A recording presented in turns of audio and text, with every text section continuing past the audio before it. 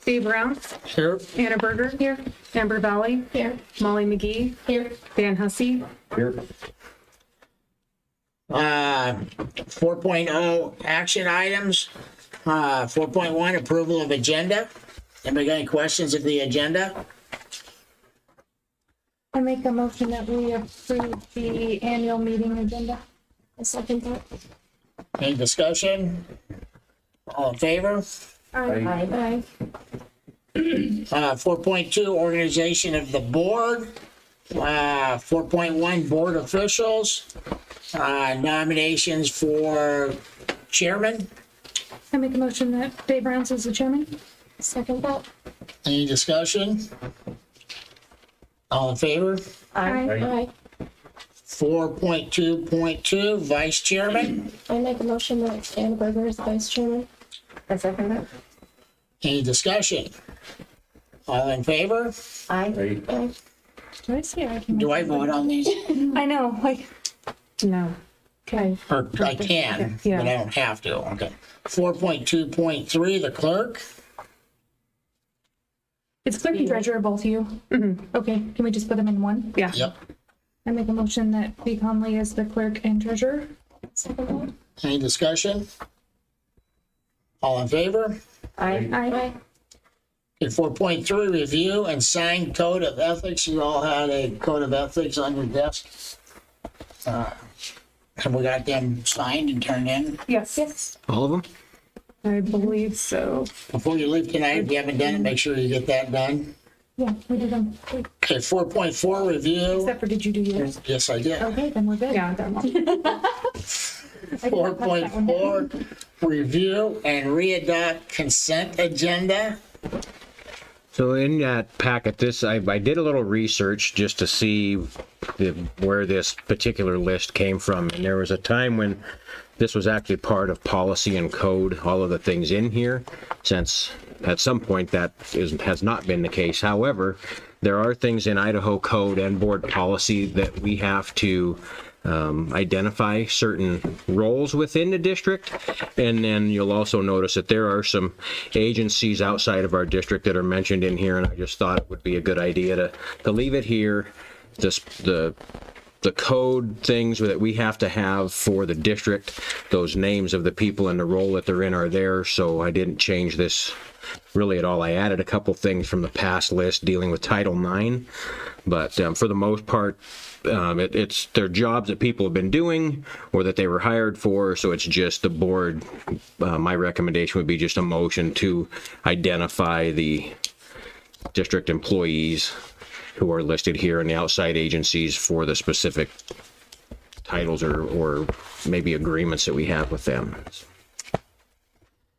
And I don't think we have to go down one by one.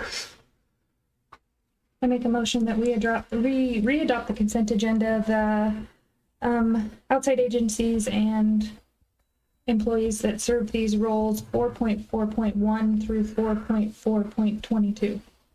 I second that. Any discussion? All in favor? Aye. Aye. Okay, 5.0 adjournment. Motion during the annual meeting. I second. Any discussion? All in favor? Aye. Okay, regular meeting called to order. 1.0 approval of the agenda. Any questions? I make a motion that we approve the agenda for the regular meeting. I second it. Any discussion? All in favor? Aye. Aye. 2.1, the consent agenda.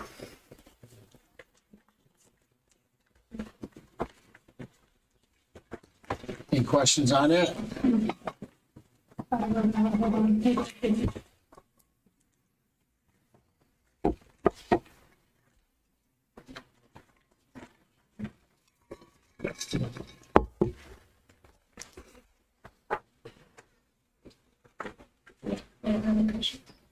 I make a motion that we approve the consent agenda.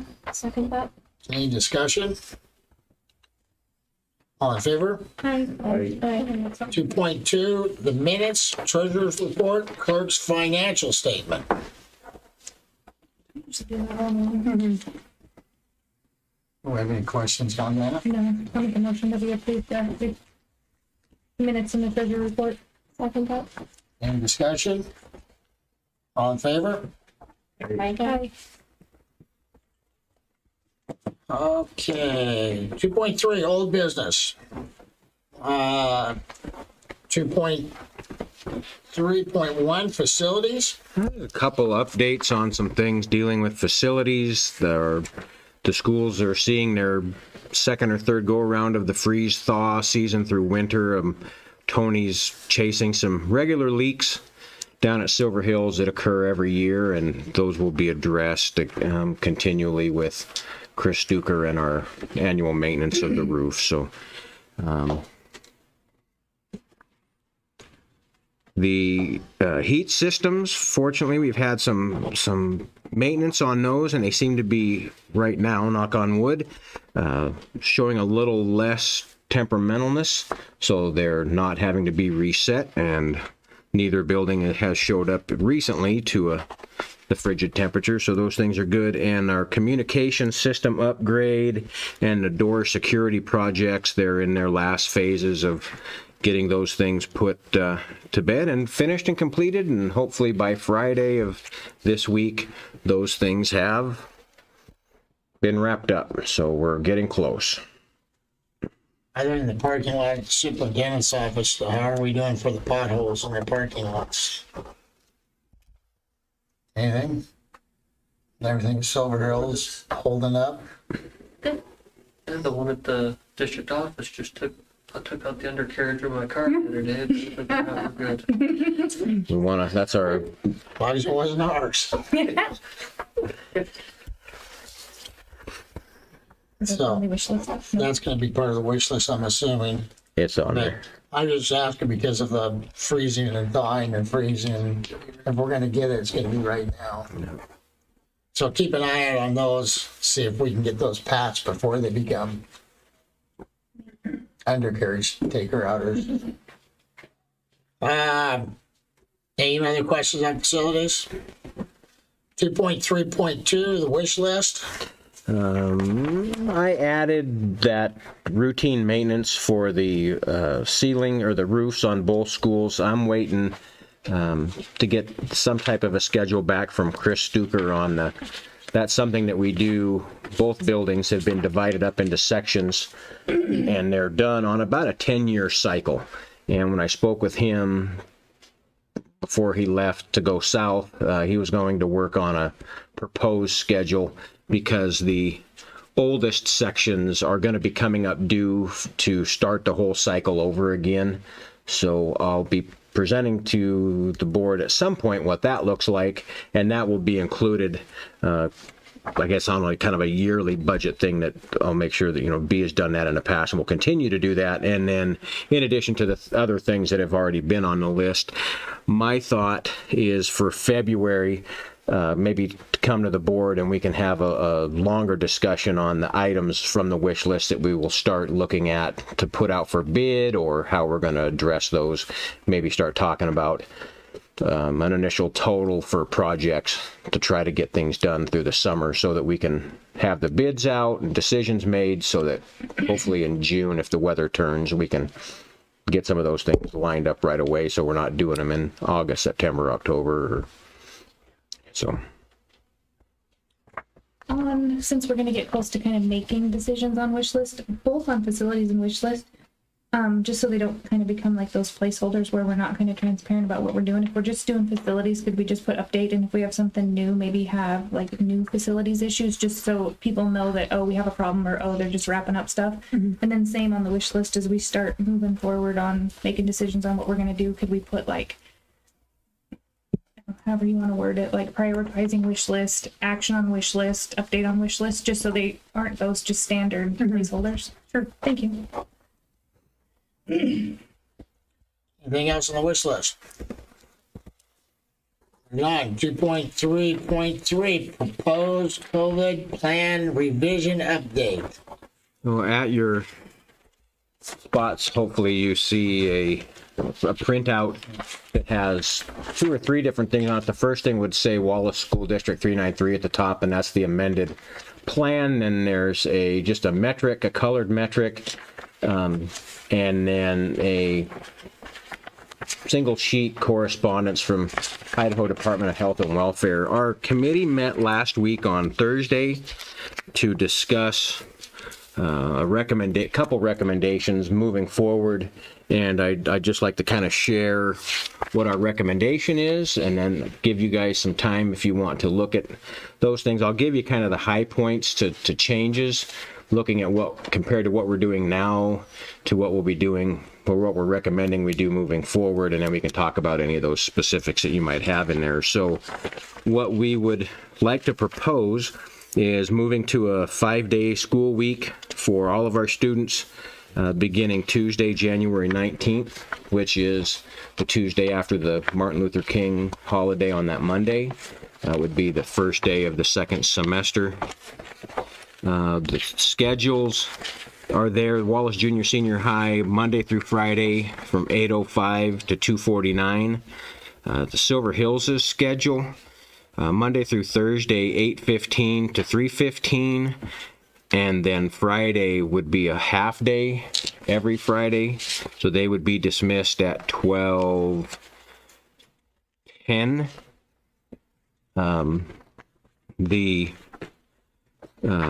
The other significant thing that we're looking at within our recommendation is that face coverings be required.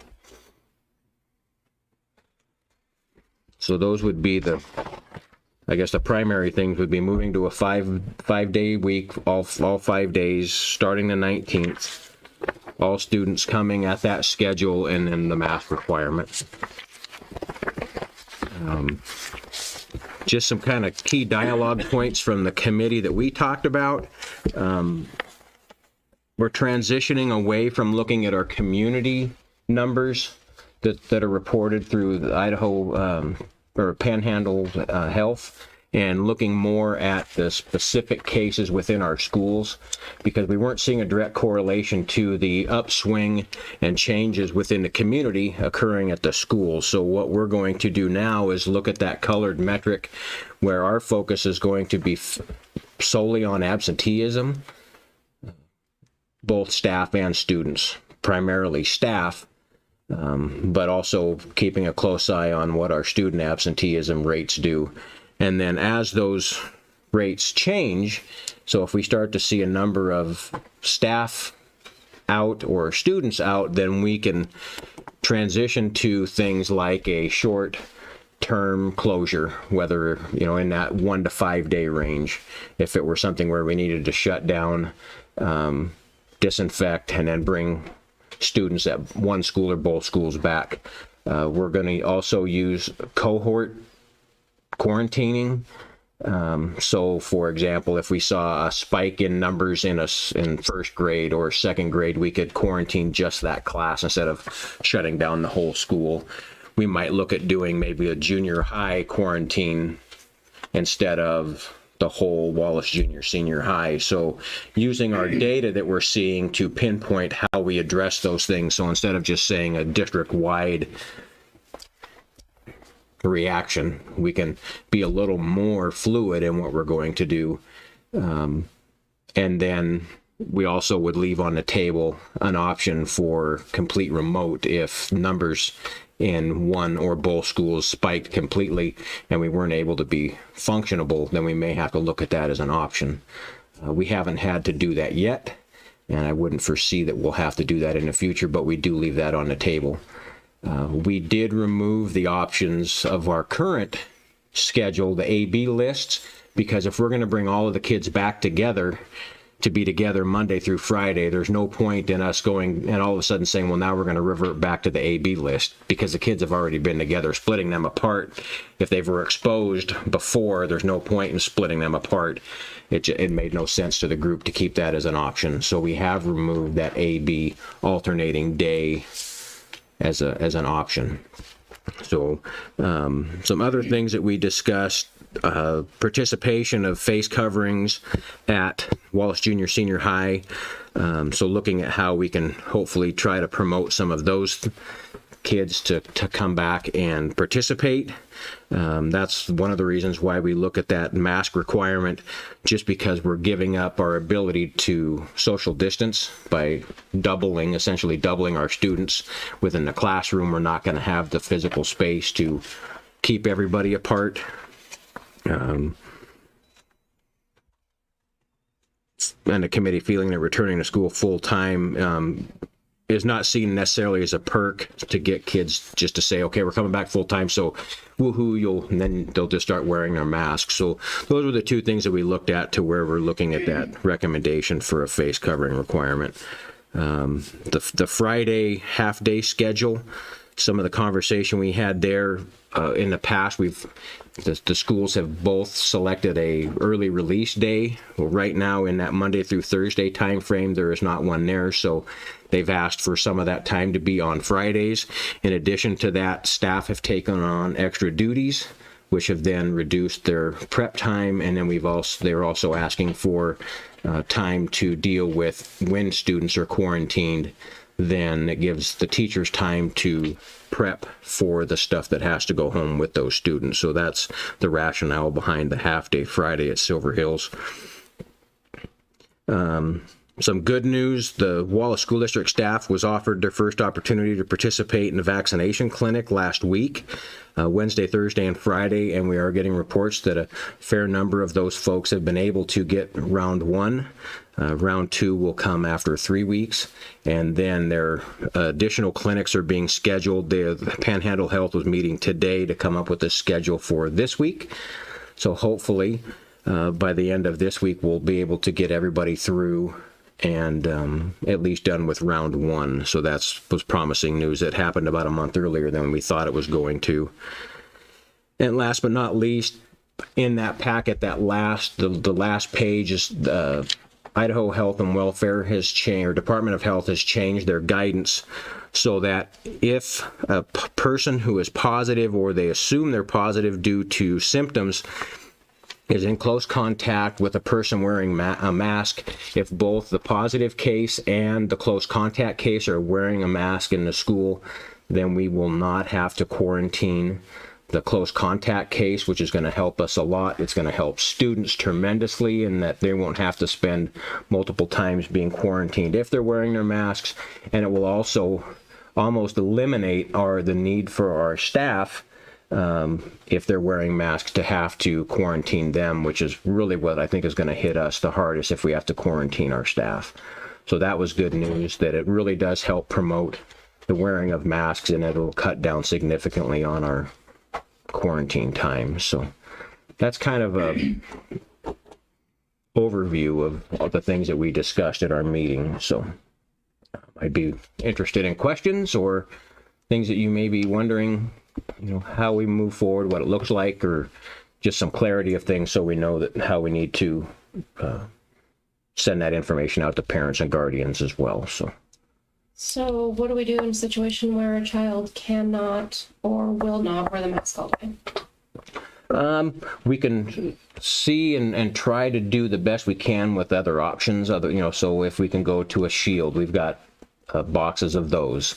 Maybe that will be an option. We do have the sneeze guards that we've purchased and we've received from the state. Some of them are plexiglass trifolds, and some of them are more of like a menu cover, so we can at least create some space for a student identified as such. We could look at how we can use the classroom space to maybe create a buffer using not only some physical spacing but also a sneeze protector, and I think that would be something better than nothing. Okay. So there's some steps that we can do to help mitigate some of that stuff. Won't be perfect, but it'll be better than nothing. Okay. And then sorry. Okay. If for some reason that child ends up needing to be home, is the school ready to remote teach that child? What kind of access would they have to teachers? Where have we even thought that option through? I think I think it would be similar to what we're doing now. Unfortunately, I guess we've had a trial run for the flip side of that where we had students who weren't coming for other reasons. So whether it's through a Google platform or more paper, But we'll continue to offer that if we have to go that route, because I would imagine you'll probably have a flip flop of some that haven't been coming will come, and some that have been coming may choose not to. So it'll be a similar scenario, just with different students. Okay. My question is probably more for you because you have some smaller classes. So is there going to be any leniency in, like, say, art where there might only be 6 kids that day and they can separate? Are they going to get a break from having to wear the mask because they can social distance, or are you going to have them in them all the time? And my other one would be PE. When the gym is so big and they're doing physical activities, are they going to be required to wear a mask when they're running and that type of thing? Per our discussions, masks are required inside the building. And in PE, I think there's ways to, take your mask down and get your breath. We talked about that today. The PE in the elementary's been doing it and have been seeing it work. So that's where we were at today with our discussion on it. How about outside on the playground? They don't have to wear them outside? No. And I think we talked about looking at, so any time when an exemption is, then that would be voiced through the instructor of the class to the students, whether it's total population is down or a certain, scenario of, is the mask a hindrance with straps being around power tools or PE class, or, so there will be some things, but that would be directed through administration of the building and then the classroom teachers. So trying not to put out too many paragraphs of, an asterisk with this, but so there's some leniency for some places where we could do, Those could be discussed with concerned parents at that time. right. So I just think, like, if they can social distance and there is only a few kids in a classroom, it's a nice break for them. And I'm just speaking for myself because I do not do well with it Sure. all the time. Like, Yep. I struggle immensely and I'm an adult. So, like, do some kids, are they going to struggle? Do they have like that, oh goodness, I get to go to such and such class and there's 4 of us and I will have that break today? Or, you know what I mean? Like, instead of just being, this is the rule, no matter if you're sitting in there by yourself or whatever, It's like driving down the road in your car alone with it off. Yes, so I do have a quick question though on your question, Amber. Did Hannah you- or Amber? Amber. Oh. Did you mean that a student that would not come to school because we have the mask requirement? Riley might not be able to be here. She's gonna have panic attack with a mask on her face all day. So she, medically speaking or whatever, I might actually have to keep her home. Mhm. So, And then we did What talk do we do about with a that? doctor's note. If there's a doctor that can provide a note, then they would be exempt. One thing to keep in mind too is thinking about the kinds of kids who don't wear masks in some other situations that I work in. Everybody's pretty good about social distancing and stuff. I think the big thing about having the mask required for kids and having the new rule come out for Panhandle Health that I was excited to hear about today was if Brooke and I are in the same space and I've had a mask on, she tests positive, I had my mask on, I still had to go home. So my kids were getting quarantined, every so often because they were around another kid who tested, and I got to run as a parent and go get them tested, and just to get them back in school. Whereas now I won't have to quarantine if she tests positive and we have our mask on in the room. So there's a huge savings on how much attendance and kids will be at school. It's a big deal, that change in that plan. Do you know how many parents have been calling saying you're quarantined, you're quarantined? oh, yeah. And so the same thing goes for those kids who we have those special things for. Like maybe they'll be quarantined a little more often, but we'll be practicing in some safe distance Right. with maybe those kinds of kids have one-on-one staff and they test positive. Well, that's kind of a thing, Right. You gotta. And so that would be more addressed, I think, on that exemption, the case-to-case communication with building administration, myself, and the parent, just to say, okay, here's what we can do. you know, if there is an exemption and there's a close contact, then it is going to increase the likelihood that that student would have to quarantine, where had they had a mask on, they wouldn't. So we're going to be able to work through some of those things, I think. So This is a strange one. What are you doing? So like say a kid tests positive, they've gone through their whole whatever, and they're exposed again. Do you quarantine them again? Because Abby's really shooting for a positive test result because she's tired of that swab being stuck up her nose. So if you have a positive test result on your record, you never have to test again.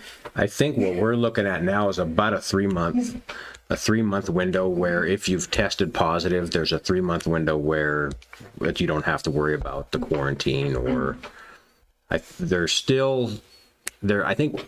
Panhandle and the CDC are all leaning towards the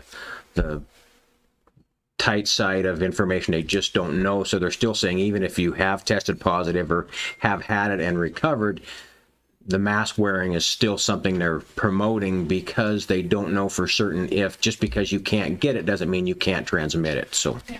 She doesn't know yet if her classes are going to be in person or online, but she had a little email when she had to schedule her test to go back to Right. school. Yep. And she's just like, she texts me, darn, I was negative again. Like she's shooting for it because she had tested 4 times. Oh my God. Alternative to masks. they can be. I think preference is still a mask, but that we're going to have students who, through exemption, may be able to, instead of wearing nothing, they may be able to wear a shield. Like the Ambry problem. Or just like the sneeze protectors, if we can create some barrier, or at least a partial, that's still going to be better than nothing. So we're not going to be able to offer face shields for all of the kids. We may not be able to offer sneeze barriers for all of them, but in a combination of all of those 3 things, we should be able to come up with some pretty good strategies to get the kids back in. Because I'm all for kids coming back. I just wanted to make sure we had a plan for that because, you know. If What's- we see an increase in Yeah. positive cases and we consider going back to level 3, how will that decision be made? So that's going to be something where we're going to have to communicate as building administrators. We see each other weekly anyway, but it may be throughout the week of just watching attendance and saying, you know, at one point before Christmas, I think the elementary school had 4 or 5 or as many as 6 adults out, and Mrs. Miller and I were communicating that daily, and I was talking with the secretary just to see, because that's getting to the tipping point of the school not being able to function because you're taking so many groups. We don't have a sub list that's very long, if it exists at all. So what we were having to do there was kind of farm kids out into other classrooms and still keep the group semi-small. We're going to struggle with that now more because we're bringing all the kids back. So that communication and the unfortunate act of having to do something of whether we say this entire grade has to quarantine, that's going to be something that could occur within one day. All of the kids in first grade are there and the next day they're not. So that communication could come within a 24-hour period, depending upon what it looked like. Now, the good thing is, and the conversation we had on Thursday, we did not know that the Department of Health was going to make the mask on mask change. So that really is going to decrease the likelihood of us having to do a larger term or a larger size quarantine of everybody, especially with our teaching staff. So will it happen? I can't say that it will or it won't. It does decrease the likelihood, but it isn't going to be something where we can wait till the next board meeting to talk about going to an orange or a red. I'm asking the board with quite a bit of discretion to say, okay, the administrators are seeing some issues. We're going to ask for a couple-day closure or a 2-week cohort type of quarantine. Now, we'll still provide work during that quarantine time, so it's technically it's not a closure for those kids. It's not 2 weeks off. It's just their mode of education is going to look different. All of those things, and I will continue to communicate with the board too. If we see any changes where we're seeing a spike in numbers and we're needing to do those things, I'll be sure and be sending off emails and phone calls or adding those notes in my weekly and daily little running log of information. So if we're going to do something bigger and grander, if we're going to look at shutting down and doing complete remote learning for an extended amount of time, then that'll be something we'll definitely give you guys a heads up. And that would only be at the extreme point of just losing so many staff and students that it's just not functioning. And I don't see that those numbers are going to do that.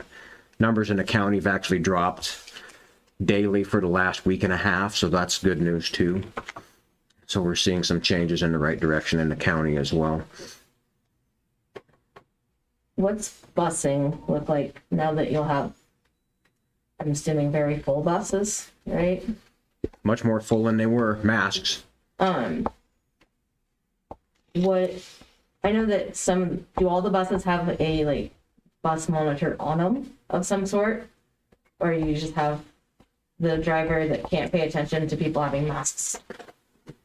Most of them outside of special services buses just have a driver. So they're going to try to continue to sit students of families within the same seats. They're going to do what they've been doing, and they really have stressed the importance of wearing masks. And the kids have been doing really well doing that on the buses since we started back, even as early as the start of school in September. So If we're going to face coverings, even at a level 1, when do we come out of this? we're never going to hit level 1, not this school year. That's what I'm saying. I mean, is this for, It's there. It's a pretty green color.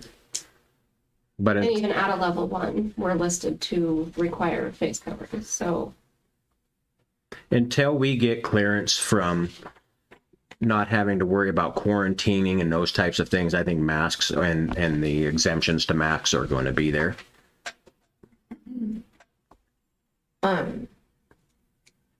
What does bus subs look like? Because I don't know, the busing seems like a teacher can take care of their classroom, I feel like, for their classroom, making sure that kids are, and then they won't have to quarantine people because they had their mask on. There's mask on mask thing now, but on the bus, how are we going to control that in knowing who needs to be quarantined, who is sitting next to who, and if our bus drivers end up getting COVID from having all these extra bodies on the bus, how does our bus sub situation look? Horrible. We have no bus subs. Me and Mr. Howard. Yeah. I have my Your dad to become a bus driver now? He's got a CEO. yeah. It's our bus subs. We're hurting there, and we're already down drivers as it is.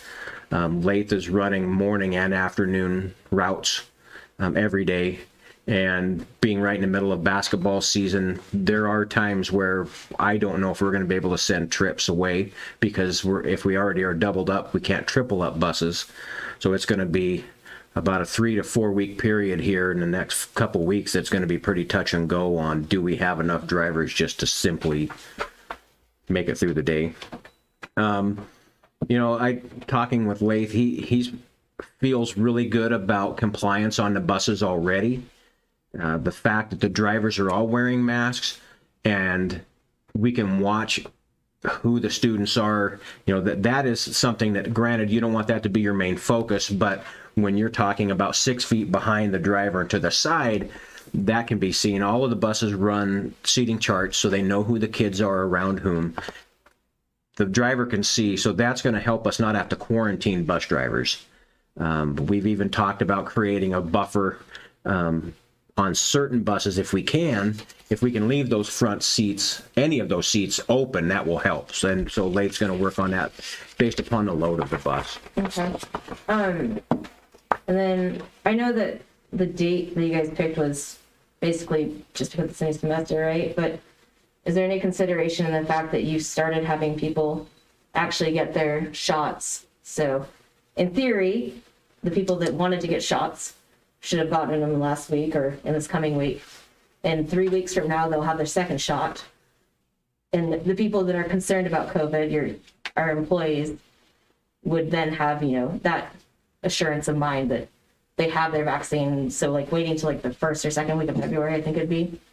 We did talk about that specifically, waiting until that, whether it's 3 weeks after Friday of last week or 2 more weeks after that, because I think the numbers go from 75% of the efficiency of the vaccination after the first one, then at the initial point of the second vaccination, maybe you're at the 85%, and then in the full strength is 95%. Yeah. And we did talk about that. I think what we looked at was the time of the essence for the students and getting, and the limited number of cases that we've had within the school and the exposure that we've had already. We waited as getting the kids back 5 days a week came with a little more urgency than waiting that next month to 5 weeks. I think one thing on that, Molly, that helped me get through that was Dr. Brands.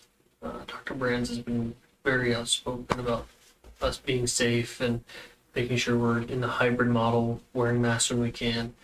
But he said once the vaccine has been released and our staff has had the opportunity to get it, and the amount of elderly people that were down getting it in the last 3 days, It was so busy when I got mine. that he felt it was good for us to be back full time. Okay. I think just the amount of kids that are failing versus, I mean, if in theory everybody's got their mask on and you don't have to quarantine if even you're around somebody, I mean, that, I think about that a lot throughout the month. That it's just, I don't know, it just hurts my heart, the amount of kids that are failing. I mean, Yeah, they need to be here. They need to be here. Obviously, Yeah. 5 days, so. so do you want a motion just to accept the updated plan, but you don't want motions for them going back because you want to keep it fluid, correct? Because you don't, if there's a Well, motion, let's- then you would need, Let's have I would appreciate a motion to look at that January 19th date as a comeback full-time, just knowing that in that plan, we've got it built up, so now there's some fluidity into things, so it's not just gonna be that's where we're stuck necessarily.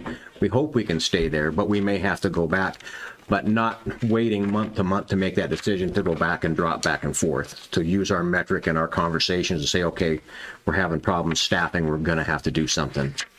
So that, the mask requirement, I would like to be part of the minutes. And this, maybe the schedules, or just because the schedules are built in there. Jimmy, Christmas. You can do it in Can I ask a multiple couple more parts if you'd questions like. before we make our motion? Second, I gotta figure out what question. So, That's good because it gives me a minute to write out. yeah, write your motion out. I have a question. I feel like I need to. I guess my question and concern in this is, in October, we saw a big increase in cases, and it, not saying that it was part of Kellogg going back full time, but it happened in that couple weeks after Kellogg went back full time. And my concern is that we would see something similar, because Kellogg had a mask requirement with that, didn't they? So I guess that's the only thing that I'm worried about is, once we do that, go back full time, and seeing that uptick, if we don't have teachers that have their second vaccine, they have to skip that second vaccine if they have COVID at the time. And that's my only concern. The 2 weeks, I don't know if it, I know that kids need to be back in school. School's so much better for them than doing this hybrid. Hybrid sucks for everyone, teachers and students and the parents. But I'm just concerned about that waiting 2 weeks. I don't know if it outweighs the kids getting back for 9 more days of school. Actually, they'd only get an extra 4 more days of school. Could I say something? So in a hybrid model, they are exposed to the kids every other day. So if kids came to school with COVID and they are exposed, I think that it's going to be the same. They're just all there at the same time. It's not really decreasing the amount of exposure that the staff is going to get. It's increasing the amount of exposure the students are going to get, though. I just feel like the distancing is probably easier for a teacher that way, right? Well, Maybe it's not. That's what I'm asking. Is it? At elementary level, they're so in their bubble all the time that they have to wear their masks. I mean, the teachers do, and they're really good about that, but they're around every one of them all day long. They can't teach from a distance. They can't really take them anywhere at a distance. So for our school, I don't see how it would make that much of a difference to wait the 2 weeks for the second round of the vaccine. And our kids, it's kind of been shown that they don't transmit, they don't test positive like kids over the age of 10. So I feel comfortable with elementary school. And I feel comfortable telling you most of the adults that recently came in contact with COVID in the states where I was on COVID, whether from adult transmission or COVID, not COVID. It was all the adults out of school, like tracking, most of it was all out of the, Out of the some of the building. children who originally got it were out of the building. And I think, looking back at the data, we've had multiple students in our building that have had COVID, but there's been no transmission within the school that we can track, or that we've tracked. It came from outside the building, and we were able to trace it to that student, and then that student was removed, and there's no contact tracing from student to student. We had to quarantine a bunch of kids. None of them got it. And I just feel like for teachers' planning purposes, I mean, you're switching gears 100% for them. If they know that it's 9 days, but I don't know, it's a new semester. We're going to start this way. This is our lesson plan. Not a couple weeks into a new semester, do you switch your lesson plans up? Because they've been doing this for what? A long time now, end of last year and beginning of this year. What is the amount of, what amount of the elementary has had COVID and the high school as far as your staff goes? Like, at mine, we have an insane percent of the people working there have already had COVID. We've had 2 staff members at our school. We've had, this year, we had one that had it over the summer. So 3 total. It's really good. Have you had any? We haven't had a positive. We had one, one, and then I think we've had just district employees outside of the schools, we've had 2. So total, we're under 5, or at 5 total. Yeah, it's the quarantine that's the biggest. I think total That kills me too. the high school have had it. I never knew who's coming and going at the store.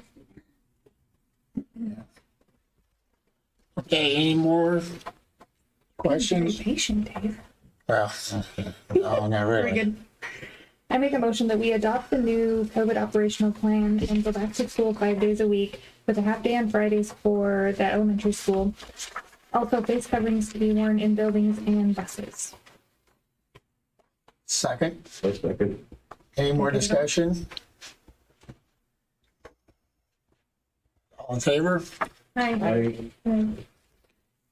2.3.4 superintendent evaluations, I got those all in. I had a nice little envelope sitting next to my binder to come up here tonight. I left it. The overall score was 4.4 on the evaluation scale of 1 to 5, which is really good. The positive comments, and I've already gone over it with Todd today, the evaluations and the comments. Really good positive things on what we're doing with the COVID and dealing with the community.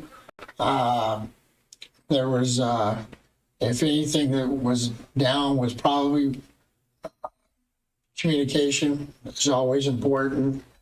And the negative thing was don't let this positive report go to your head because you haven't been here long enough to screw things up. Okay, I'll keep that in mind.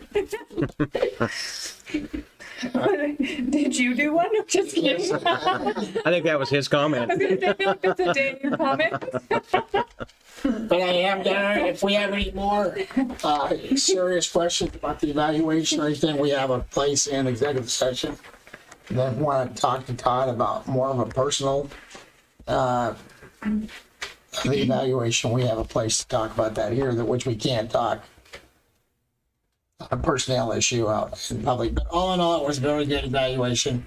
We got them all in, we got it filed, so we will have it filed tomorrow. Any questions on it?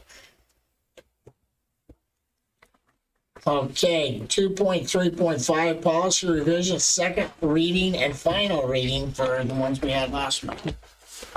So you have your, it looks like 3 piles there. The minors, the cross-reference, and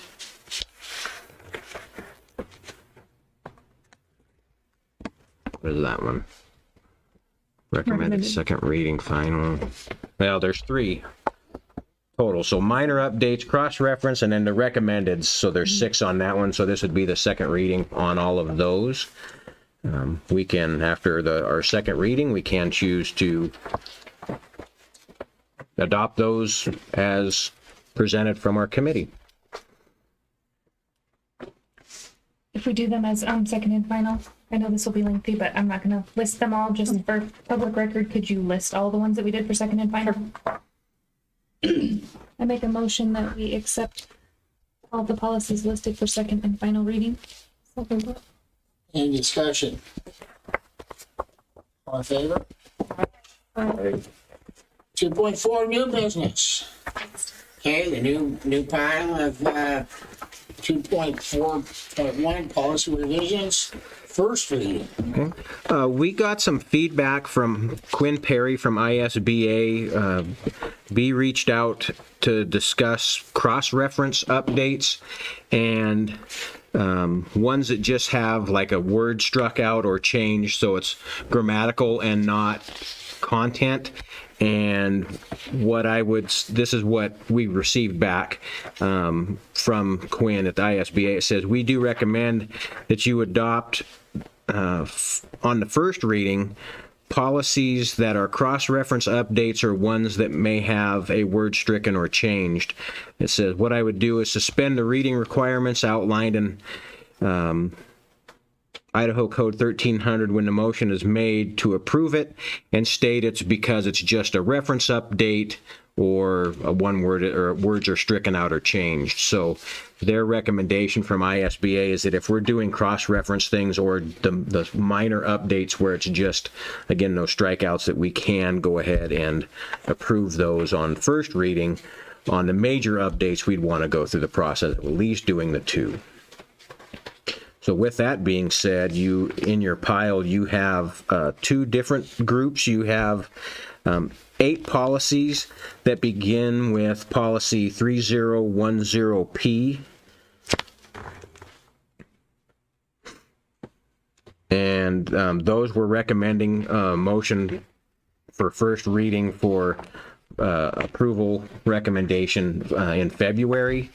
And then you have a pile of 6 policies starting with 2215, and those 6, the committee is recommending that we table those.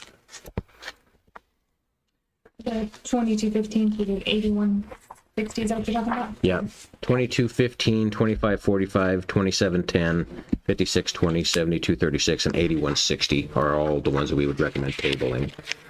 Okay. So can I make that motion first, and then we can move on to the next ones? I don't want to do them in one. Sure, nope, we can do them separate. I make a motion that we table policy 2215, 2545, 2710, 5620, 7236, and 8160. The second part. Any discussion? All in favor? Aye. Aye. Next one.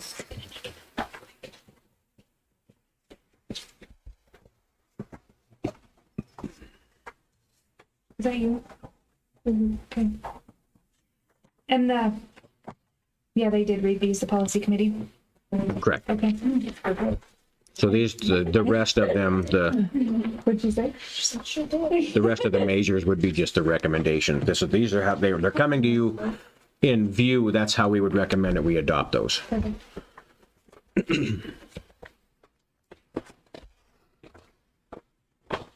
Do you want these first and final?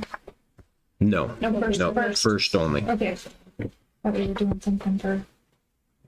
I make a motion that we accept policy 31 or 3010P, 3085, 3085F1, 3085F2, 3085P, 3270, 3270P, 4175 as first reading. Second that. Any discussion? In favor? Aye. That's it with policy revisions, isn't it? Yep, and then as we move forward, if we have any that are cross-referenced, then we can look at those as a first reading approval and not have to do multiple piles within your packet. So we could look at those as a first reading approval in the future. Even if they are, and we know that they are because they're just like all of those footnote changes or whatever, are you still going to send them up to the committee just so they're aware that they've, okay, Yes, perfect. yeah, but we'll, instead of sending them out 2 months in a row, so you're getting 2 copies of the same ones over and over, we'll just get them at one time. If that's, and we don't have to do it that way either. If the board would rather that we do 2 readings on the minor changes and the cross-reference, we can, but I they're, don't think that we need to because I dug through a whole massive one that time and made so many notes and they were literally just like spelled. They were Molly ones. They were like a word was spelled wrong or. And I mean I dug through them to make sure that's just what it was. But if the committee's looking through it and that's really what it is, and then Molly is going through them with a fine-tooth comb. Molly and Mindy, where we got double M's on it, we're good to go. Okay, any questions? 2.4.2, accept part-time custodian resignation. So you have just a quick note from our part-time custodian. We were looking at trying to bring on an extra person to help us out with our activities after school, and she has found full-time employment where there was a conflict, so she's moving on, and Do we We're need to gonna- post a position too? I'm sorry? Does it need to include posting position for us? Like, are you asking us to accept the resignation and post a position? Do we still need a part-time custodian? I don't know the answer to that. We've made some hourly adjustments to our evening custodian, where she comes in 2 hours later in the day. It's been working out okay. If I see a need for it, if it's causing problems with her coming in 2 hours later, then I'll make a Are you- recommendation. Thinking that by going back, you're going to need extra cleaning? Yeah, Like, would you? that's something we need. Yeah. Should we post the position? We can post it, I guess, and just see if anybody shows up. We could post it. That doesn't obligate us to hire. I would just hate for you to go back and then be like, oh boy, we need somebody, and then we're waiting to post the position where if you were to get some applicants and you're like, oh, I'm glad we did that because now we're down a person, we're ahead of the 8 ball. Okay, that sounds good. So, I make a motion that we accept the resignation of the part-time custodian, Randy Bowler, and post the position. I'll second it. any discussion? All in favor? Aye. 3.0, information items. 3.1, enrollment. So the report that you have in your packet, you saw that there was no change in enrollment. I spoke with Mrs. Miller and Mr. Lund today, and we are seeing a few bodies trickle back. I think 4 to 6 even at the elementary school in the last few weeks. So it'll be interesting to see how things continue as we move into the second semester. We are still somewhere in the mid to upper 30s down from last year, but we are slowly making some gains at that. Okay, any questions on enrollment? 3.1.2, special education, Ms. Cars? I just have a couple of things. One, to let you know that we are 100% compliant on our file review. I haven't got the official letter, but that'll probably be here in the next month or so. Which we had talked about some of that exciting work we put into that this year. And then we have a meeting coming up at the end of the month to just talk special ed staff about some alternative assessment criteria stuff and the results-driven accountability data that you get a packet every year and it tells us a number that we're on. So we're going to review some of those hot topics. And then our child count, if you look at the second page, types of disabilities and tracking. I give you something every month, but not every school district does that. That just tells you what our child count was verified for this year, which gives you an idea of the types of students we serve every day, and what their needs are and how some of the trends have changed over the years. So yeah, that's what I have to share. Does anybody have any questions? Okay, thank you. 3.1.3, Silver Hills Elementary, Mrs. Miller. I had pretty much the same things as every other month. Included the newsletters in there. And do you guys like having the agenda notes from the different meetings we have? Oh, I thought that was nice. Okay, I didn't think everyone wants to read all those, but I'll keep including them. One fun thing for December, the Santa's window shop, the students get to do a little Christmas shopping every school year. The PTO puts that on, and we're still able to do it, and they just put all of the items in the display cases so the kids could see them, and they weren't touching everything, and they just came up and looked, and then they told an adult what items they wanted, and then they were able to purchase them and still get them wrapped. So PTO has done a really good job of still continuing all the same things, just adjusted a little bit to fit what we're doing right now. Some of our 5th and 6th graders are participating in middle school basketball, and they've started games, and it's really nice to see them participating in sports and getting some of those numbers up. And being accountable on their grades and behavior is helpful. So thank you for allowing them to participate in that. And we didn't have much time once we got back from break to get all this minor pride information in. So some of these the classes with missing students on them, it's not because they don't have students that follow minor pride. They didn't have a chance to get it in before I printed it off. So I can give you an updated one next month for the December one. But that's all I have. Any questions about that stuff? Okay, thank you. Thank you. 3.1.4, Mr. Lund, high school.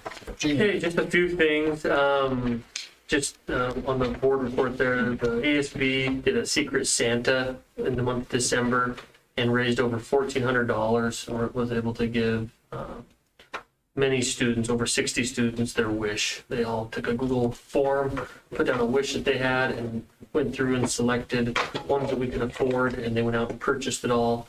And we had a couple days right before break where students received gifts in classes and were able to open them up in front of their peers. And I think it was a neat experience for them to see kids open up a gift and in the spirit of giving something to another student. I thought that was neat.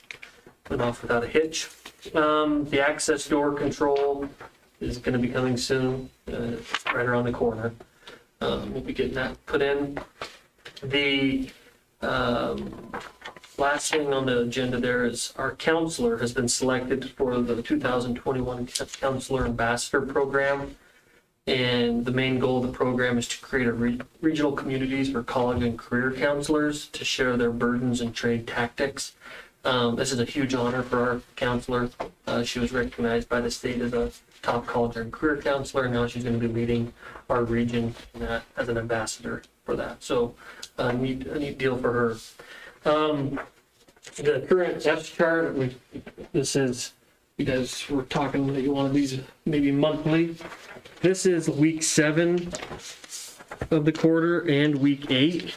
So some good news from it. The lighter blue is week 7. So the lighter blue, if you can take a look at that, it's pretty high. That's one student, or has one F. Each of those students have one F. They went from 30 to 9. Okay, so we're really happy about that.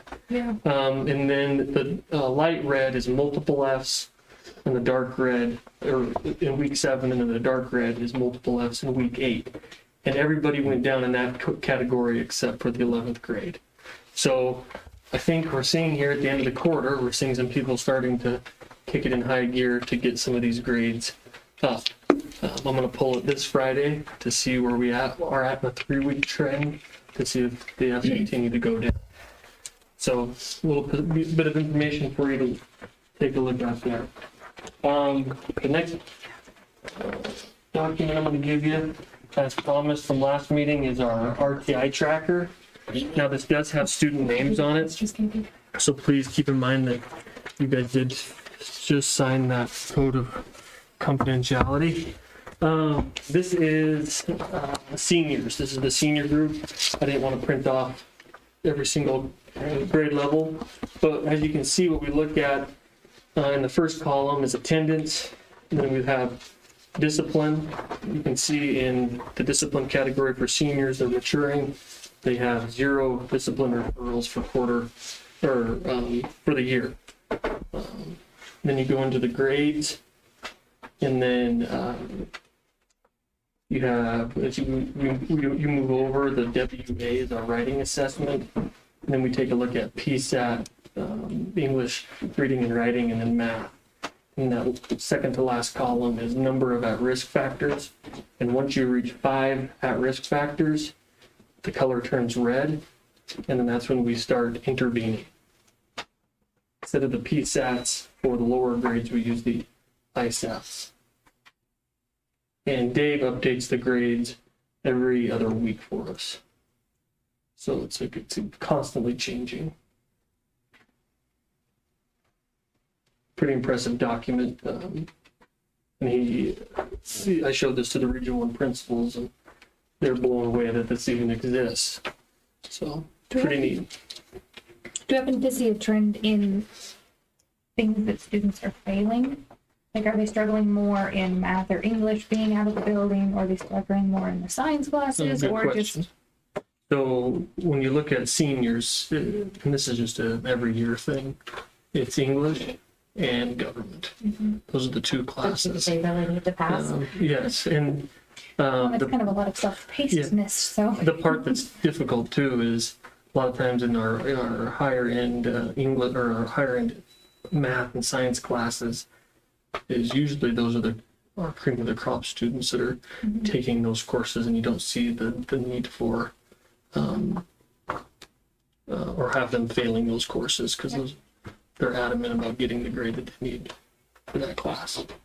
So it's usually English and government for the seniors. And any trend in the lower levels? I'd have to take a I look was just at curious if you just know off the top of your head. I'd have to take Because a we look. you can't see kind of what the classes are. Yeah. Any- Because just like one, for instance, it was, let me find it again. Someone that had all A's and 1 F. Yeah, or, 3 A's at the beginning and then a DFF. So just so you, Just curiosity, you know and what I these mean? go in order, so it's not like this is period 1. Like everybody in period 1 doesn't have an A. Yeah. It just goes in order from highest to lowest grade. Okay. Good question, so I can look into that. and see I if was just can- curious, you know, like, Is And it hopefully- out of 800 for each section? I can look it up when I get home. I I was can't just remember. curious. But college ready is like 560, I think. College ready for ERW, and then I think it's 540 for math. I think that's what it, if I remember correctly.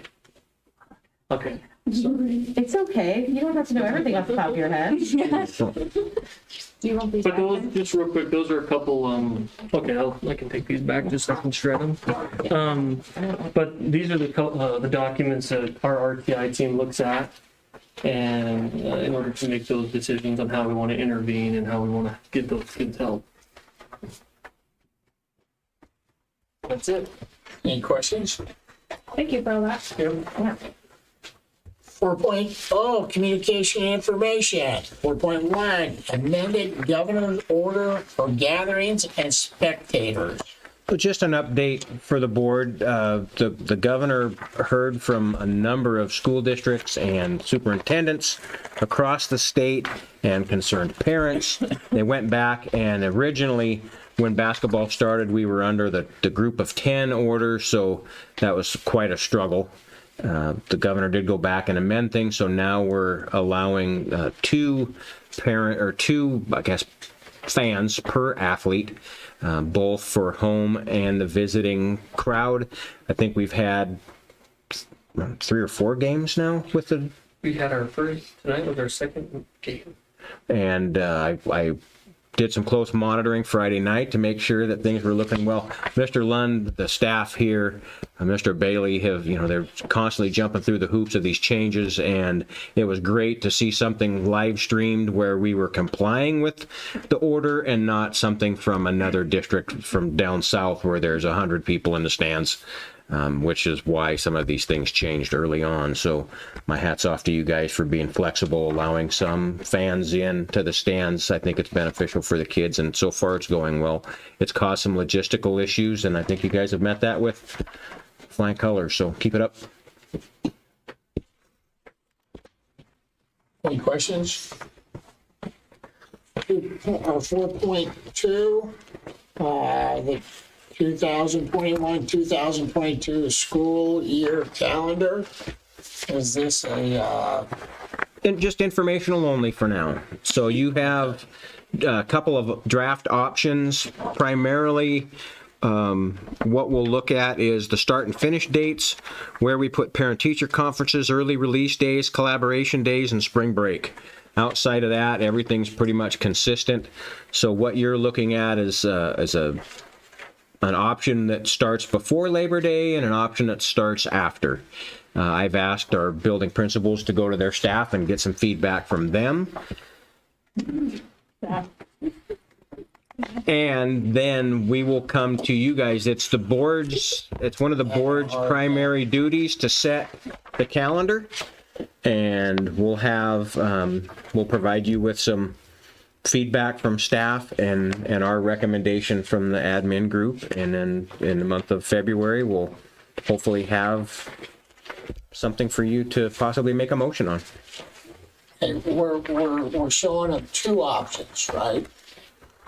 We're not asking them for coming up with a 4th and 5th and a 6th option. It's an A and a B. We're going to ask for their input, but not 12 to vote on, because that'll get really cumbersome. That's better anyway, given it.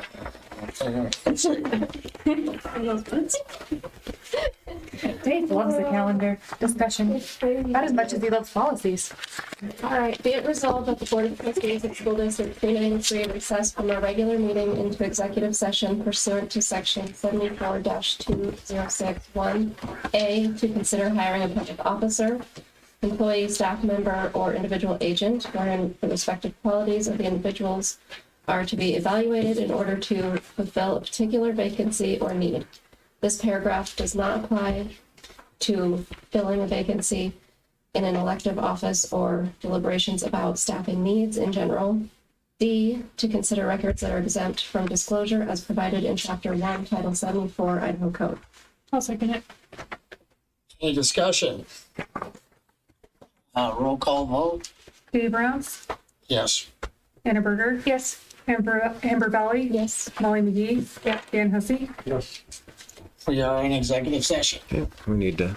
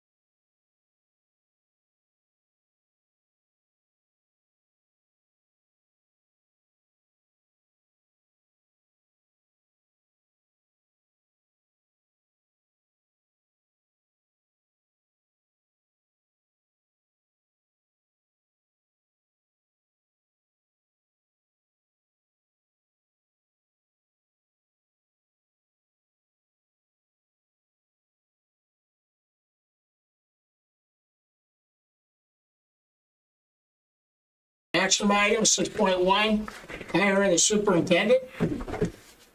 Are we doing that really? Is it a 2-year? I think it's, Well, I know it's a 2 year. Yeah, because I was just wondering because Bob was different because he was every year because he was a retired hire. So right. do you want to? We had to do it Yeah. for him. Yeah, I'd like to make it a 2-year contract. Did we turn ourselves back on, babe? What's Yeah. that? Yeah. Okay. I didn't see it. That's what we've done in the past. Yeah. So I need a motion. I make a, I'll make a motion, we offer Todd, Mr. Howard a 2-year contract as superintendent. I'll second it. Well, all right, Molly. Everybody's jumping on board. Popular guy. I don't know. Yeah.